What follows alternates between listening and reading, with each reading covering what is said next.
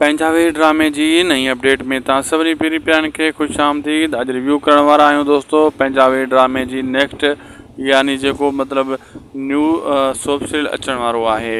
दोस्तों हाजन तीवणे खे हिन ड्रामे में एॾो ज़बरदस्त किरदारु ॾिनो वियो आहे, सुठो किरदारु। हाजन तीवणे सां गॾोगॾु अज़ीज़ कमरानी खे बि हिकु भलो किरदारु मिलियो आहे ऐं मेन किरदारु हाजन तीवणे साहब जो आहे। एक्शन में हाजन तीवणो साहब तव्हांखे ॾिसण वटां मिलंदो जीअं वेरनि जी बस्ती में एक्शन में हुयो। ऐं एस भट्टी खे बि सुठो किरदारु मिलियो आहे पंजाबी ड्रामे में। अहमद अली शेख खे बि हिकु बहितरीनु अदाकार त आहे उहे, लेकिन हिते बि हिकु सुठो ज़बरदस्त किरदारु मिलियो आहे। ऐं जेको आहे मजू लाड साहब, इन खे बि ॾाढो VIP किरदारु मिलियो आहे पंजाबी ड्रामे में। ऐं उन सां गॾोगॾु दोस्तों जेका बि अदाकार हिन ड्रामे में कमु करे रहिया आहिनि उन्हनि खे बहितरीनु मां बहितरीनु किरदारु मिलिया आहिनि।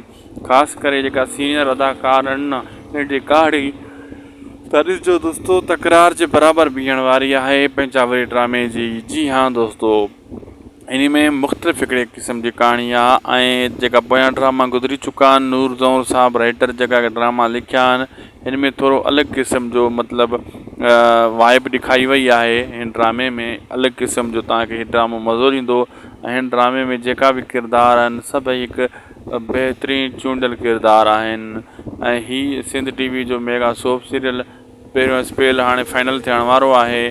तमामु जल्द पहिरें स्पेल जा टीज़र स्टार्ट कया वेंदा। कम से कम दोस्तों 10 खां 12 एपिसोड शूट कया विया आहिनि।